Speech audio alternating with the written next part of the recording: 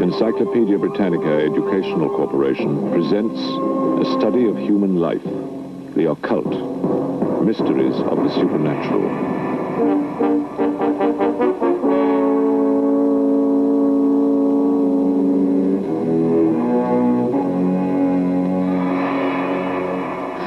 Witchcraft, magic, sorcery.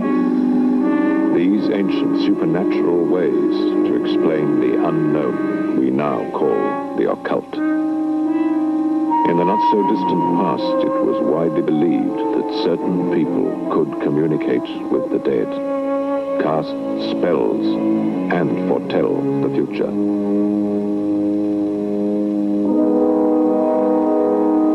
Today, many still believe that we have hidden and perhaps extraordinary powers. Reports of strange new energies and means of communication puzzle and fascinate us. Scientific experiments are now underway to probe such mysteries as extrasensory perception.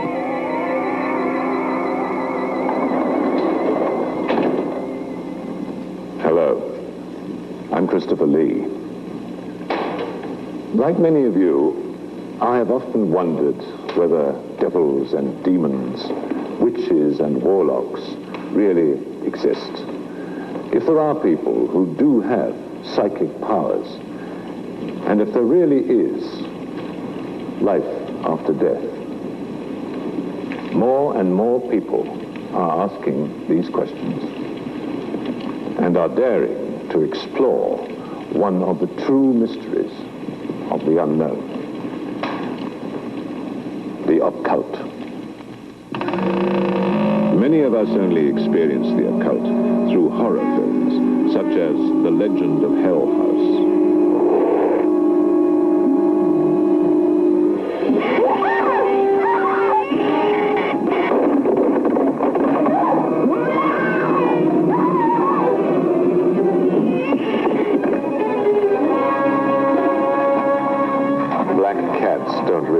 People, of course, nor are they unlucky. These are just superstitions, ancient beliefs from the past, when many people thought that natural events were caused by evil spirits, witches, or demons. This traditional occult belief in the supernatural has not disappeared. Today, many people still fear the most evil of all spirits, the devil. A fictional portrait of demonic power is seen in the movie The Omen. Here, a priest engages in the traditional struggle of good versus evil.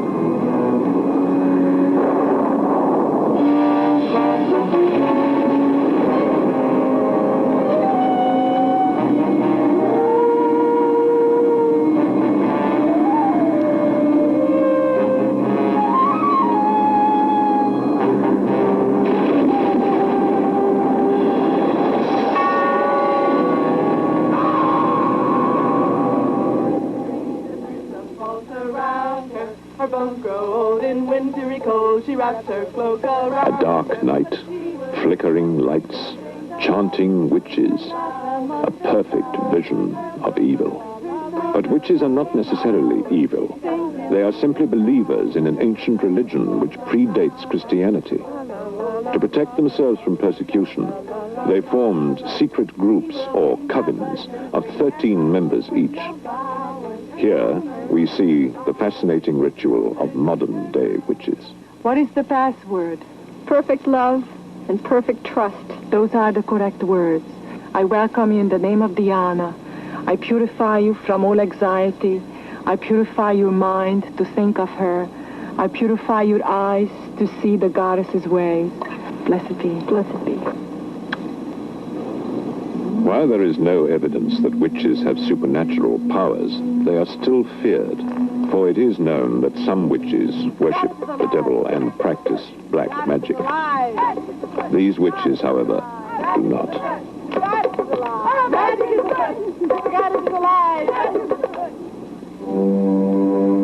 In Nosferatu, we we see one of the earliest movie versions of the vampire legend.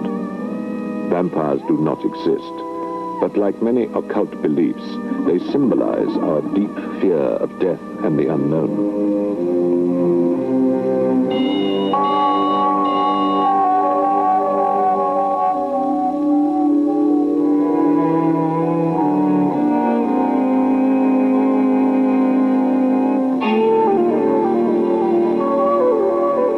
This fear has led to the belief in other mythical beings, such as demons, devils, and evil spirits.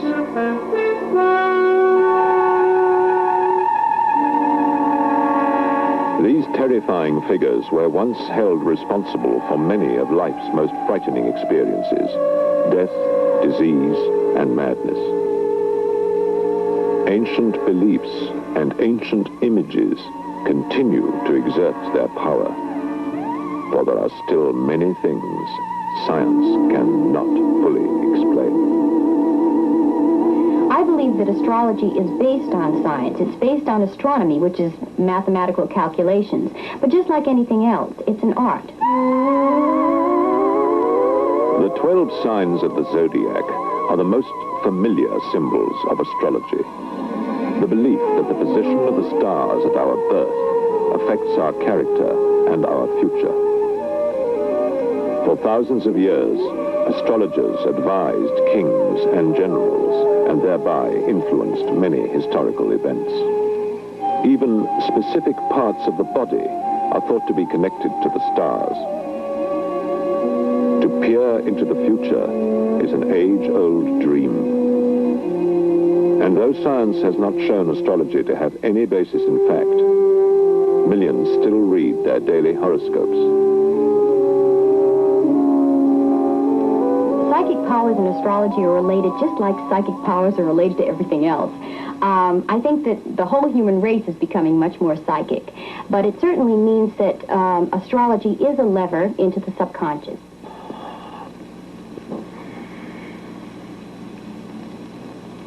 Dr. Sir speaking. I have come, and I am going to work with many of you today. There is a tremendous amount of work to do on Earth. Oh, yes, Doctor. There is going to be a terrible uprising, back and forth, back and forth. This is an explosion. Like astrology, communication with the dead is a traditional occult belief. This woman is a medium. In this seance, she is attempting to contact spirits who, she says, speak through her to friends and relatives. A seance is often very dramatic, but how do we know that the voices we hear are really those of the dead? People sometimes let their own wishes color their judgment, especially on such an emotional subject.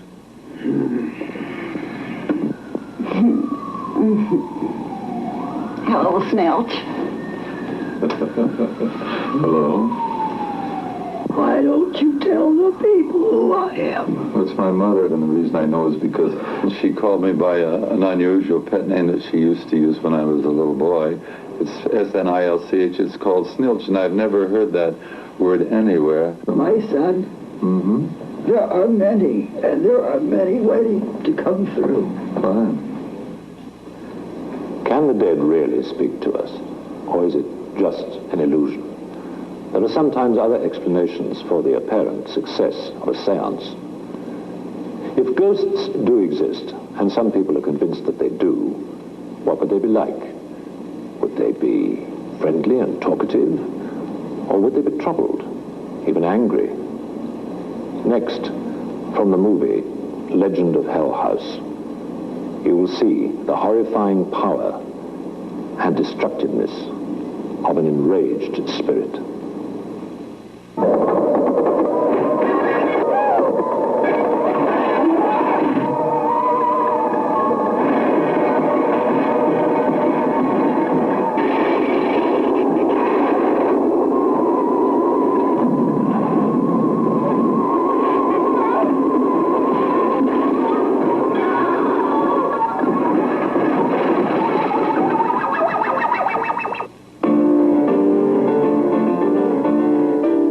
ghosts are often violent, quite unlike those reported in real life by pianist Maxine Bell. She says she is frequently visited by the ghosts of several long-dead composers who dictate music to her. Whatever the explanation, the music does sound strangely familiar.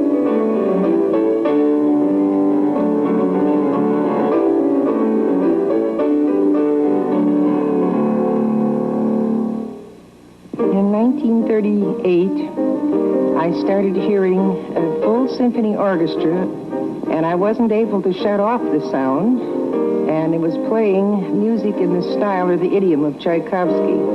And all of a sudden, a materialization of this man appeared, and I was very, very frightened. He just asked me if I would mind stopping what I was doing and take down this piece.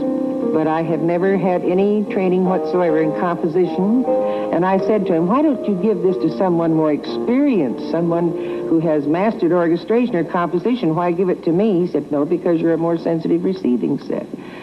When I began to feel so hopeless after 4 or 5 hours of continuous writing, he just wouldn't let me give up. He just worked right with me, and he says, I will help you. And he just continuously helped me. I hear this music continuously. Every week I bring through more music of Brahms, more of Tchaikovsky, more of Chopin, and I don't know of any greater proof that life continues after death. I hope you're in a good mood for the experiment. Great. Despite all the stories, there is still no conclusive evidence that ghosts exist or that there is life after death in any form. Scientists, however, are beginning to examine this subject. In this experiment, a man is placed in a small enclosed room. He is going to try to send a part of himself out of his body and into another section of the building. There, a test has been prepared to see if he can make out a series of figures on a small revolving disc.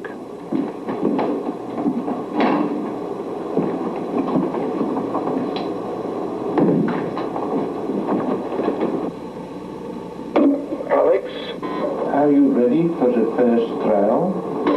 Yes. As soon as you got your target ready, just holler, and I'll get set from here. Target number 1 is ready.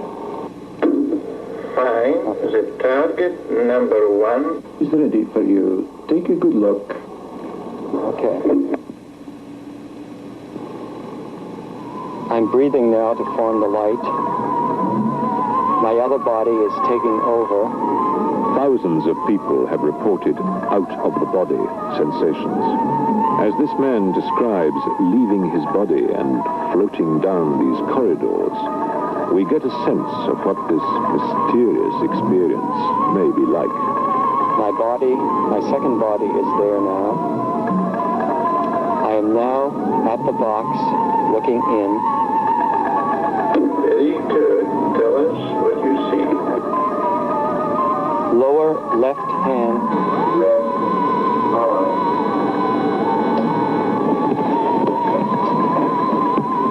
The success rate of some of these tests has been better than mere chance would allow. Clearly, there are many questions about out-of-the-body experiences which are still unanswered. The thing that happened here is not a materialization as in a seance.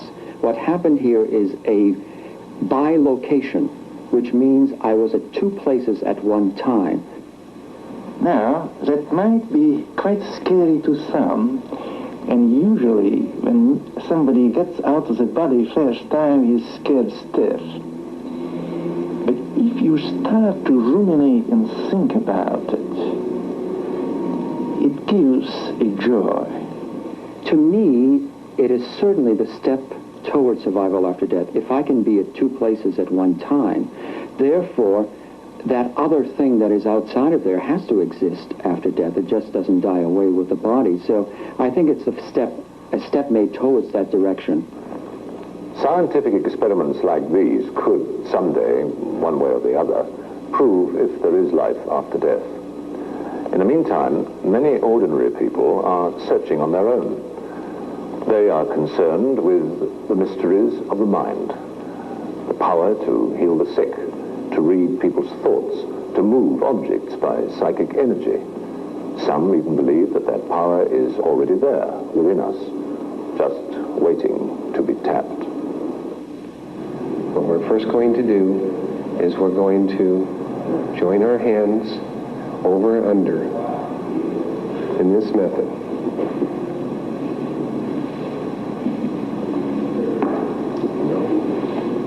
We are balanced, yin-yang, male-female. Take a deep breath.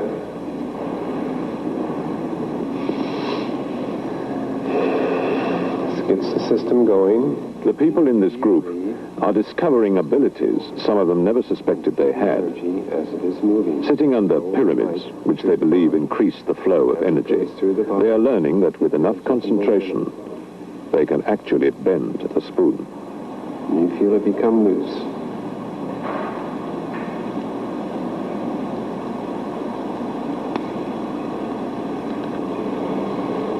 I think it's still going. Yeah. One hand is just enough to get confidence. Okay, take the other hand and you can go ahead and manipulate it. This power may be no more than the combination of a warm spoon and a strong thumb. But like many who have an experience they cannot explain, these people find an answer in mysterious psychic forces. Is it extrasensory power? What or really is is it a wishful focusing thinking? of all the energy within the body. The only purpose, remember, for this spoon bending is just to allow an opening, a conscious opening by which you can see for yourself the energy manifesting. You feel like the energy flow from your hands that go, just energy. It's energy that you can feel. It feels like rubber, and you just push it down. Right now, when I feel like I'm not ready for the bend, I can push and push with this strength, and I don't get anywhere. But when I feel it ready to go, it gets soft, and it's like I'm directing the energy to that one area. I feel it's the same energy that we can direct in healing. I mean, what's the purpose of bending a spoon? But it's the same type of energy we can direct towards healing and towards many other what we call psychic abilities. It's just the inflow of the positive energy. These energies are here in every place for you to use it. It's just a matter that you learn to be a channel for these energies. Faith healing, which has been practiced for thousands of years, is still widespread. And in a surprising number of cases, the laying on of hands actually seems to work. Of course, doctors know that for many illnesses, believing you will be cured is the best possible medicine. Some faith healers, however, say that they actually transmit healing energy into the sick person's body.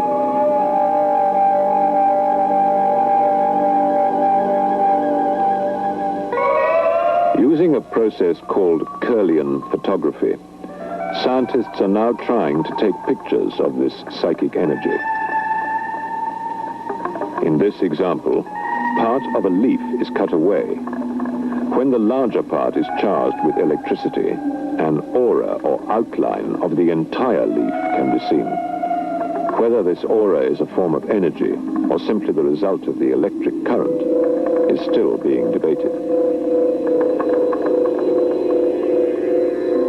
Perhaps the most exciting research is being done in the dramatic field of ESP, extrasensory perception.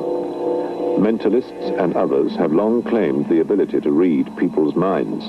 Now, scientists are actually testing people for telepathic powers. As the subject relaxes, the scientists monitor her brain waves. Soon, she will try to receive a mental image being sent to her by someone hundreds of miles away. Ellen, can you hear me? I'm ready to go. Okay. Just think out loud. Describe whatever is going through your mind. All right? There's a lighthouse, sort of on a jetty. And there's a microphone. Looks like it was during the 40s. The scientist picks 4 slides. one of which is the picture that is being sent to her. When the woman returns to the control room, she will look at each slide and compare it to the images she received.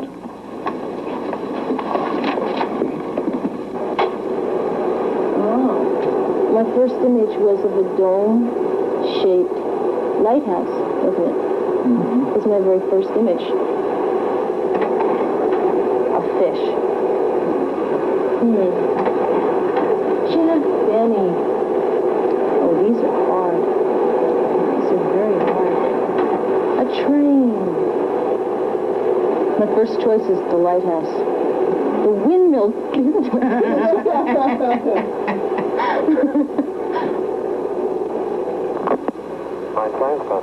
Dr. Broad? Yes. Okay, Ellen has done the judging.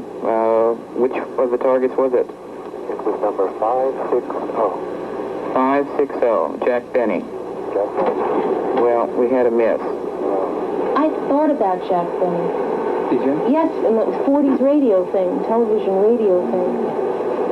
Despite some failures, experiments such as these suggest that we may indeed have extraordinary powers of communication.